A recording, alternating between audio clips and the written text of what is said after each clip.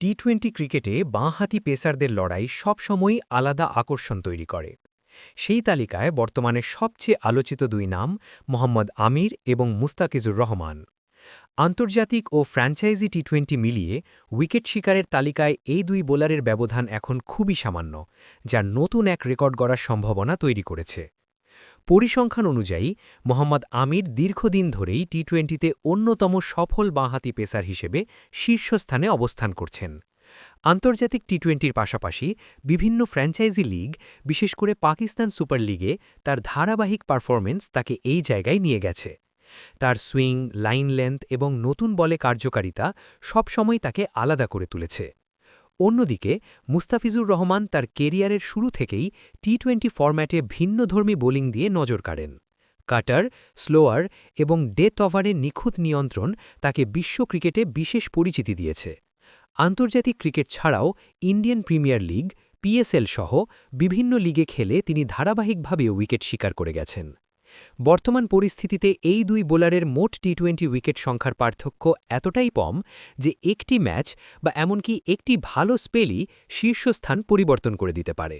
বিশেষ করে চলমান পিএসএল মৌসুমে মুস্তাফিজুর রহমানের পারফরমেন্স তাকে এই রেকর্ড ভাঙার দারুণ সুযোগ এনে দিয়েছে। আজ মুলতান সুলতানজের বিপক্ষে ম্যাচে তিনি মাঠে নামলে সেই সুযোগ আরও স্পষ্ট হয়ে উঠবে। লাহোরের ঐতিহ্যবাহী গাদ্দাফি স্টেডিয়ামে অনুষ্ঠিতব্য এই ম্যাচটি তাই শুধু একটি লিগ ম্যাচ নয়, বরং ব্যক্তিগত অর্জনের দিক থেকেও গুরুত্বপূর্ণ হয়ে উঠেছে। মুস্তাফিজ যদি এই ম্যাচে একাধিক উইকেট নিতে পারেন, তাহলে তিনি মোহাম্মদ আমিরকে ছাড়িয়ে যেতে পারেন, যা হবে টি-20 ক্রিকেটে বাঁহাতি পেসারদের মধ্যে নতুন এক মাইল ফলক। ক্রিকেট বিশ্লেষকদের মতে মুস্তাফিজের বোলিং স্টাইল আধুনিক টি-20র জন্য অত্যন্ত কার্যকর, বিশেষ করে শেষের ওভারগুলোতে ব্যাটসম্যানদের রানের গতি থামিয়ে দিয়ে উইকেট নেওয়ার ক্ষমতা তাকে আলাদা করে। অন্যদিকে আমির নতুন বলে আক্রমণাত্মক বোলিংয়ের জন্য পরিচিত, ফলে দুই বোলারের দক্ষতা আলাদা হলেও উইকেট শিকারের ক্ষেত্রে তারা প্রায় সমান তালে এগিয়ে গেছেন। তবে এই রেকর্ড ভাঙা বা না ভাঙার বিষয়টি নির্ভর করবে ম্যাচের পরিস্থিতি, পিচ কন্ডিশন এবং দলের কৌশলের ওপর। টি-20 ক্রিকেটে প্রতিটি বলই গুরুত্বপূর্ণ এবং একটি ছোট ভুল বা একটি ভালো ডেলিভারি ম্যাচের গতিপথ বদলে দিতে পারে। তাই মুস্তাফিজের সামনে সুযোগ থাকলেও সেটি কাজে লাগাতে তাকে নিখুঁত বোলিং করতে হবে।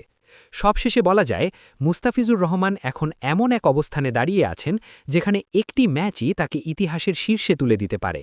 মোহাম্মদ আমিরের মতো অভিজ্ঞ বোলারকে ছাড়িয়ে যাওয়া সহজ কাজ নয়, কিন্তু বর্তমান ফর্ম এবং আত্মবিশ্বাস বিবেচনায় সেই সম্ভাবনা উড়িয়ে দেওয়া যায় না।